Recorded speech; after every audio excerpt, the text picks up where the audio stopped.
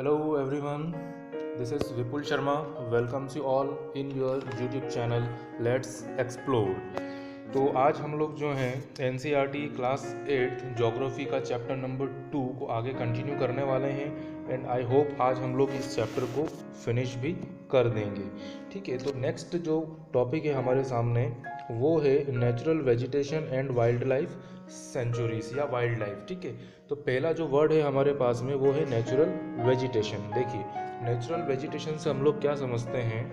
Vegetation यानी कि जो भी पेड़ पौधे हैं या जो भी वनस्पतियां हैं हमारे आसपास में, हमारे एनवायरनमेंट में, ठीक है, वो वेजिटेशन होता है। और नेचुरल यानी कि जो कहाँ से है, बाय नेचर हमको मिला है। ठीक है, वहीं सेकंड जो वर्ड है हमारे सामने वो है वाइल्ड लाइफ।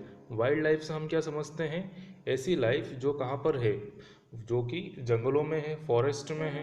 ठीक है, जैसे कि फॉरेस्ट में एनिमल्स है, प्लांट्स है, इंसेक्ट्स है, बर्ड्स हैं। ठीक है, ये सारी जो है आपकी कहाँ पर आ जाती है, इसको हम वाइल्ड लाइफ बोलते हैं। ठीक है, अब और आगे बढ़ते हैं हम। यहाँ पर आपके सामने एक और वर्ड दिख रहा है, बायोस्फीयर। ठीक, आप लोगों ने आपकी क्लास 6-7 में पढ़े थे डोमेन्स ऑफ अर्थ। ठीक, अब डोमेन्स ऑफ अर्थ में क्या होता है? लिथोस्फीयर होता है, हाइड्रोस्फीयर होता है, एटमॉस्फेयर होता है। ठीक है, और जब ये तीनों लैंड, वाटर एंड एयर एक जगह पर मिल जाते हैं तो वो जो जगह होती है, वो जो प्लेस होती है, उसे हम क्या कहते हैं? उसे हम बायोस्फीयर कहते हैं।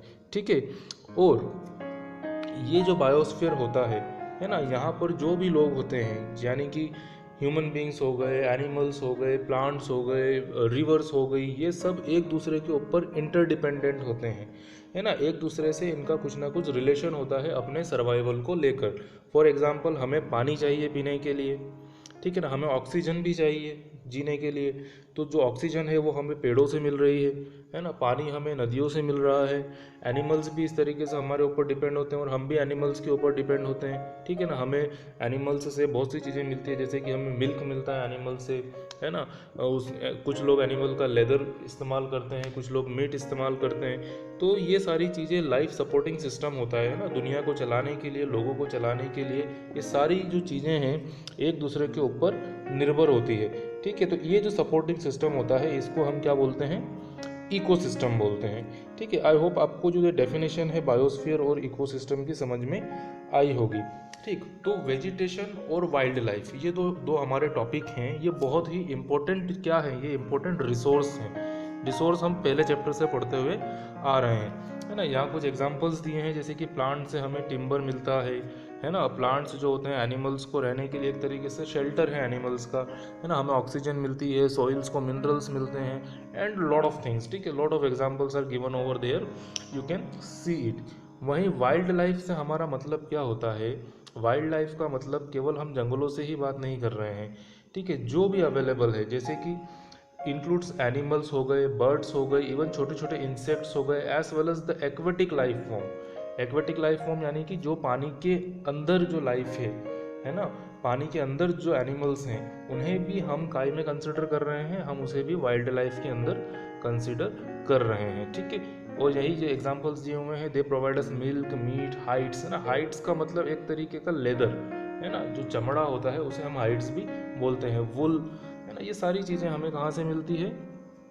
एनिमल्स के थ्रू मिलती है ना। स्कूल्स के अंदर जो है, जो हनी बीज होती है ना, वो अपने बड़े बड़े छत्ते बना लेती है, जिससे हमें क्या मिलता है? हनी मिलता है। ठीक है ना, तो ये सब जो छोटे छोटे इंसेक्ट्स से लेकर बड़े बड़े जो एनिमल्स हैं, सभी इकोसिस्टम को चलाने में कहीं ना कहीं अपना रोल अदा करते हैं। ठीक है ना, उसके बाद हम देखें तो यहाँ पर एक वल्चर्स का एग्जाम्पल दिया हुआ है ना। वल्चर्स यानी कि जो गिद्ध होते हैं बड़े बड़े, है ना। वल्चर्स क्या करते हैं? वल्चर्स किसी भी प्रकार की बॉडी हो, छोटी हो, बड़ी हो, सभी को वो डेड बॉडीज़ को ख़त्म कर देते हैं, खा लेते हैं वो।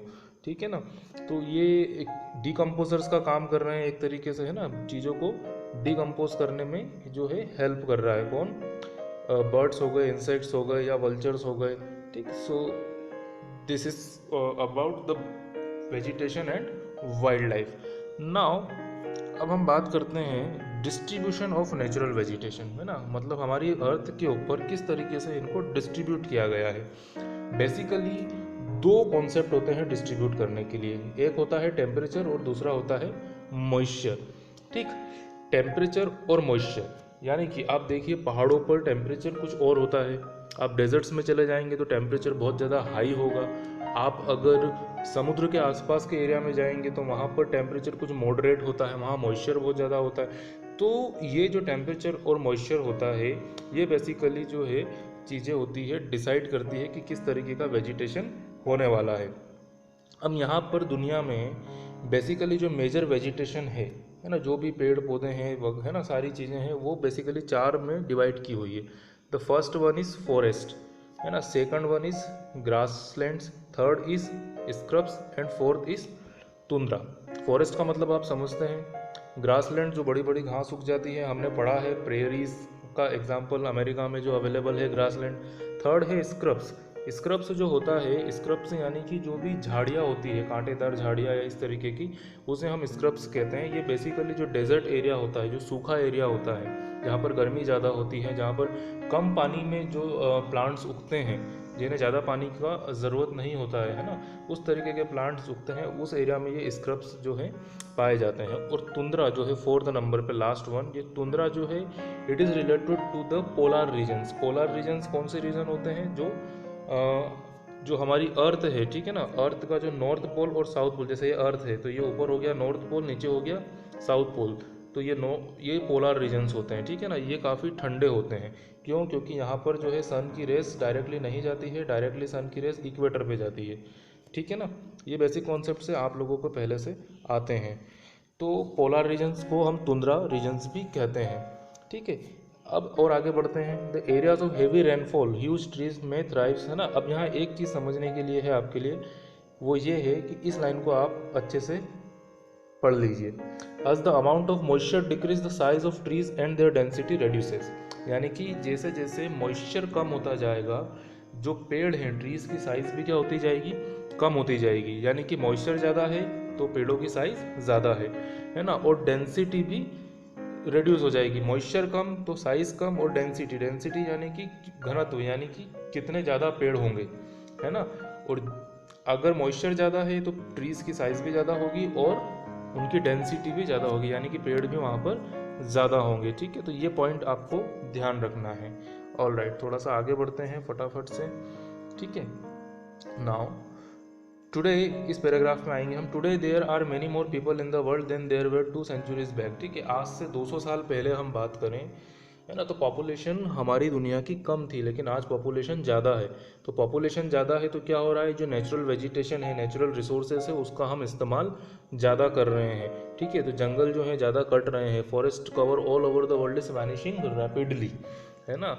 Then there is an urgent need to conserve this vulnerable और वैल्यूएबल रिसोर्सेज, है ना।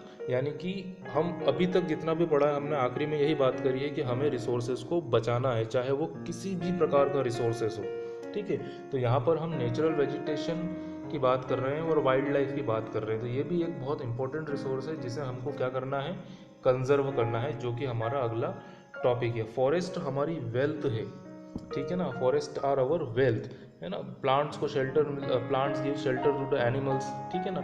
इकोसिस्टम को मेंटेन करके रखते हैं ये, ठीक। ऐसी बहुत सारी चीज़ें हैं, बहुत सारे एग्जांपल्स हैं। एंडेंजर्ड, है ना, या देखिए बहुत सारी स्पीसीज एंडेंजर्ड हो गई है, यानी कि बहुत सारे एनिमल्स, है ना, किसी प्रकार के एनिमल्स हो गए, किसी प्रकार के बर्ड्स हो गए, वो काफ़ी कम दिखने को मिलते हैं। आप अभी देखिए, पहले घर के आसपास सुबह होते ही आपको चिड़िया देखने को मिलती थी, ठीक है ना। लेकिन आज के समय में पॉल्यूशन की वजह से इतना, और गर्मी की वजह से, है ना, टेम्परेचर की वजह से, ये कारण है कि हमें जो है चिड़िया अब देखने को बहुत कम मिलती है। तो कहीं ना कहीं ये भी जो एक स्पीसीज है, ये धीरे धीरे कम होती जा रही है, यानी कि एंडेंजर्ड। एंडेंजर्ड का मतलब ही यही होता है ना, कि जो कम हो चुकी है, और कम होते होते हो सकता है कि कुछ सालों में वो इस दुनिया से समाप्त हो जाए, और भविष्य में उस तरह के जानवर हमको देखने को, या पंक्षी हमें देखने को ना मिले, ठीक है ना। और भी बहुत सारी चीज़ें हैं जो अफेक्ट कर रही है, जैसे कि डिफॉरेस्टेशन,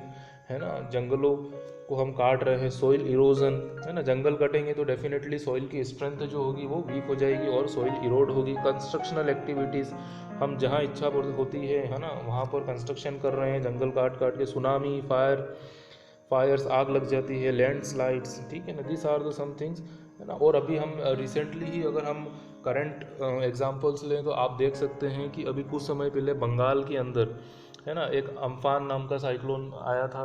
उसके बाद अभी बॉम्बे के अंदर भी एक रिसेंटली हुआ था जिसका नाम जो है निसर्ग दिया गया। ठीक, तो ये जो हैं सारी इन्वायरमेंट से रिलेटेड चीज़ें हैं, है ना। कहीं ना कहीं हमारे इन्वायरमेंट को जब अफेक्ट होता है तो इस तरीके के साइक्लोन्स या इस तरीके की सुनामी या लैंडस्लाइड्स है ना, ये सब चीज़ें आती है और कहीं ना कहीं फिर ये ह्यूमन बींग्स को भी, ह्यूमन लाइफ को भी जो है प्रॉब्लम क्रिएट करती है। इसीलिए हमें जो है इन रिसोर्सेज को प्रॉपर तरीके से कंजर्व करके रखना चाहिए। ठीक है, एनिमल्स को पोच किया जाता है ना, यहाँ पर पोच यानी कि एनिमल का शिकार किया जाता है ना। जैसे कि हाथी को मार दिया जाता है हाथी के दांतों के लिए, ठीक है ना। इस एनिमल दूसरे एनिमल्स को उनके दांत है ना, उनके नाखून के लिए या उनके हॉर्न्स है ना, जो उनके सींग होते हैं उनके लिए मार दिया जाता है ना। तो ये सारी चीज़ें गलत है ना। और बहुत सारे देशों ने जो है इन सब चीज़ों को रोकने के लिए कुछ कानून भी बना रखे हैं, ठीक है ना, कि अगर आप किसी एनिमल का शिकार करते हैं तो उसके लिए आपको सज़ा हो सकती है। हमारे देश में भी ये कानून है। और आप सभी को एग्जाम्पल पता होगा कि सलमान खान ने ब्लैक बक को मारा था, है ना, कई साल पहले, जिसके कारण उन्हें आज भी जो है जेल में जाना पड़ता है कई बार, है ना, टेलीविज़न पे हम देख सकते हैं। ठीक, तो वो एक एग्जाम्पल हो गया जिसे आप समझ सकते हैं। उसके बाद इन जानवरों को बचाने के लिए या वाइल्ड लाइफ को बचाने के लिए, है ना, नेचुरल वेजिटेशन को बचाने के लिए गवर्नमेंट ने नेशनल पार्क्स बना रखे हैं, वाइल्ड लाइफ सेंचुरीज होती है, बायोस्फीयर रिजर्व्स होते हैं। ठीक है, गवर्नमेंट अपनी तरफ से जो है पूरी कोशिश करती है कि हम इन सब चीज़ों को बचाएं। और एक इन्वायरमेंट के अंदर जो बैलेंस हमें बना के रखना चाहिए इन्वायरमेंट को बचाने के लिए, वो बैलेंस बना रहें और उससे हम इन्वायरमेंट को डिस्टर्ब ना करें। जितनी ज़रूरत हो उतना ही हम इन्वायरमेंट का यूज़ करें। ठीक है, so this is all about your chapter, है ना। यहाँ पर कुछ गवर्नमेंट की स्कीम्स हैं, ये मैं आपको एक शॉर्ट में बता देता हूँ। वन महाउत्सव एक हम यहाँ देख सकते हैं। वन यानी कि जंगल, ठीक है ना। वन महाउत्सव ये एक तरीके का फेस्टिवल है जो गवर्नमेंट की तरफ से होता है। स्कूल के चिल्ड्रंस इसमें पार्टिसिपेट करते हैं, इनकरेज, है ना, to bird watch and visit nature camp so that they appreciate the habitat of varied species. School के बच्चों को इसमें ले जाया जाता है, ठीक है ना। उसके बाद एक और गवर्नमेंट की एक ऑर्गेनाइजेशन है जिसका कि नाम क्या है, साइट्स, ठीक है ना। साइट्स का जो फुल फॉर्म है वो मैं आपको पहले बता देता हूँ, यहाँ आप देख सकते हैं। The convention on international trade in endangered species of wild fauna and flora, है ना। ये एक इंटरनेशनल ट्रेड यानी कि जो भी जानवरों की ट्रेडिंग होती है, ट्रेड मतलब आप समझते हैं एक जगह से दूसरी जगह बेचना जो होता है ना, उसको रोकने के लिए, है ना। Several species of animals and birds in which trade is prohibited, यानी कि उन जानवरों का ट्रेड आप नहीं कर सकते हो। इसके ऊपर ये जो ऑर्गेनाइजेशन है साइट्स काम करती है। So I think this is all about the natural vegetation and the wild life. I hope आपको ये चैप्टर पूरा समझ में आया होगा। So please like and subscribe the channel. Thank you so much for watching.